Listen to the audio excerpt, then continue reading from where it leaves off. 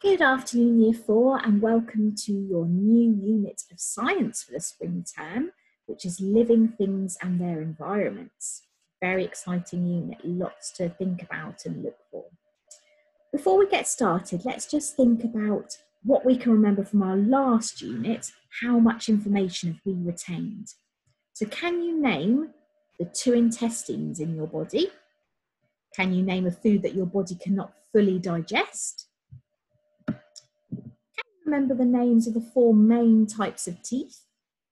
And from last year in Year 3, what is a herbivore? And we have mentioned it this year too.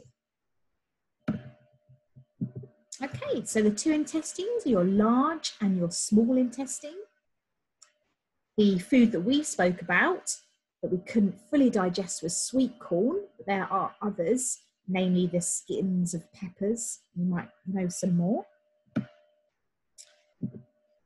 The 4 main types of teeth are the premolars, the canines, the incisors, and the molars. And a herbivore is an animal that eats plants. Okay, well done.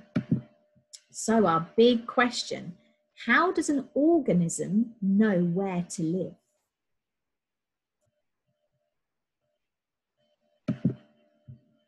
Do you recognise this person? Our key person here is David Attenborough, and he's a naturalist who looks at all the natural wonders of the world. Okay, he studies it and what goes on. So he looks at lots of living things and creatures.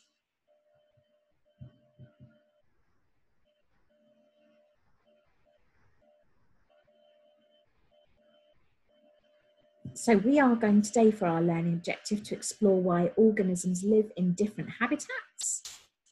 Okay, and by the end of this lesson, we should be able to explain what a habitat is.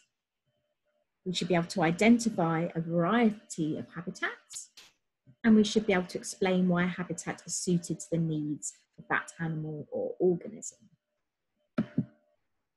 So here's our KWL grid that we do. So just take a few minutes now to stop and write down what you already know about this topic. I'm sure there are lots of things you've learnt in school in previous years and things you just know from your life outside of school. What would you like to know? What questions do you want to know about living things and how they find their habitats? Is there anything you'd really like to know? Perhaps a specific living thing that you're really interested in? And then we leave that box, what we found out, till the end of the term. We'll come back to that. Okay, so just pause the video and write some of your ideas down. Okay, so we've talked a lot about a habitat. Let's just check we know what it means. It is the natural home or environment of a plant, animal, or other organism. There are lots of different habitats, and they can vary from being a big environment like a lake, a mountain, a field, or perhaps a desert, to a small environment such as under a log or in a flower bed, and we call those micro-habitats. How many different types of habitats can you think of? I know we've just mentioned some, but have a few minutes to think. How many more can you name or write down?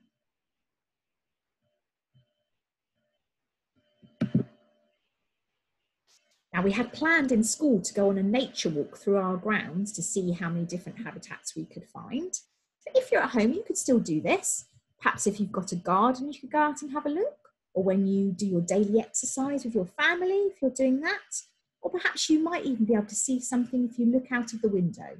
Perhaps there's a tree outside of your window, or a bush, or there might even be a puddle of water. You never know, some little insects might be living in there.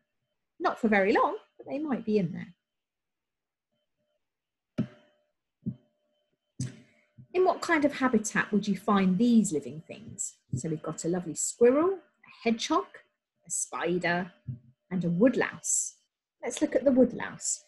So woodlouse are small crustaceans, usually about 1 centimetre long. They have a hard outer skeleton, which is a bit like a shell. If we went outside to look for a woodlouse, where do you think we might find one? And your challenge, can you explain why they would be there? So did you think they might be under a big stone or rock? Or even if you moved a big pile of leaves, you might find some, okay?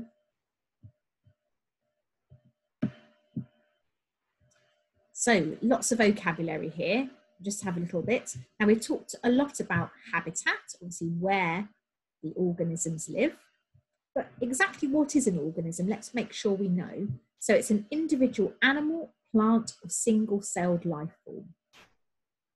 Okay, then we've got a list of the vertebrates, fish, amphibians, reptiles, birds, mammals, and invertebrates, snails, slugs, worms, spiders, and insects. Okay.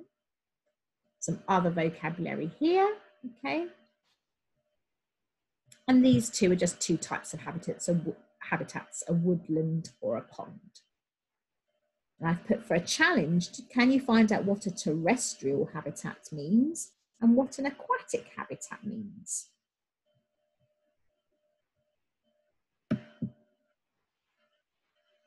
So woodlice are usually found in dark, damp places such as under rocks or logs. They like to eat dead plants and leaves. This means you'll probably find woodlice in forests or wooded areas. Have you got some woods near you? You can go for a walk and have a look for some. Not all animals can live in the same conditions. This is why some animals inhabit some habitats while others will live in different habitats. Woodlice like damp, dark conditions, but other animals are more suited to light, dry conditions. Some animals need to live underground, while others need to live in the treetops. Animals will live in the habitat that is most suited to their needs. So we just talked about habitats containing features that are suitable for them. So we're thinking about food, shelter, and temperature. And habitats can change over time. So some animals might migrate. That's why you see lots of birds flying away at certain points. Perhaps all the leaves have fallen off the trees and they need to find another place to live.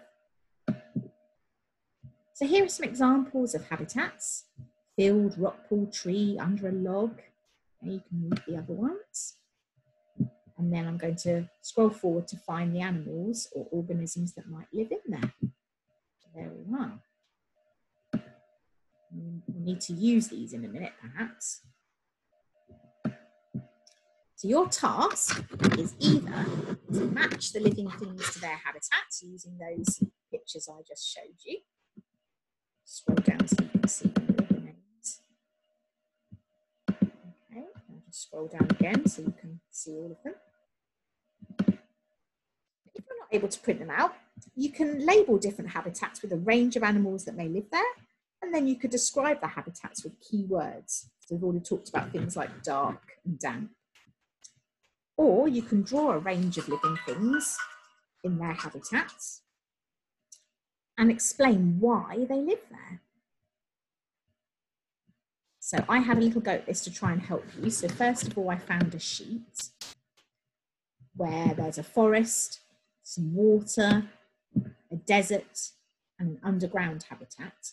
And you have to match these living things to those habitats. Or you could just draw a simple chart on your piece of paper and you could think of 4 different habitats. So I've put desert, rainforest, pond, and think of another one. And then I just did a quick Google of what might live in a desert to help me. And then I need to find the living thing. So obviously the sand, I'm thinking about animals here and organisms. So I'm probably not going to use the sand, but I might draw in the scorpion, the lizard, the camel, okay? I know we did mention plants as an organism, but we're going to try and just stick to the animals and mammals and insects for now, okay? But it's not wrong, obviously plants do live there, but if we just focus on those animals and insects and mammals for now.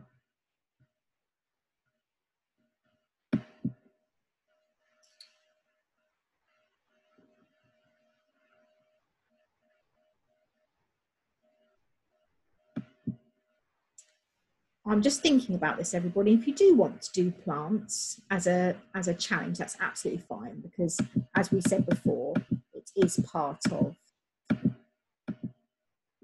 the organism. So I think I've just stretched that there, because we say living things in our topic, but it's definitely a living thing. So that would be fantastic. Why not? Let's do that. So anything you can think of that would live in the desert, the rainforest, or the ponds. Start, like I said, with the animals, insects and mammals, and then maybe challenge yourself to some plants and other living things. Okay, brilliant. Well, we look forward to seeing those pieces of work emailed to us. And then you can have a final think. How do we know where they live? I mean, would a cow want to live in a river? I'm not sure it would. It would like to live somewhere where it can get access to its food, and we know that that food is grass. So there's not too much grass growing inside the river. I think it would prefer to live on some grassland or a farm. Okay, well done everybody. I hope you've enjoyed that lesson, and we look forward to seeing all your work. Take care, bye.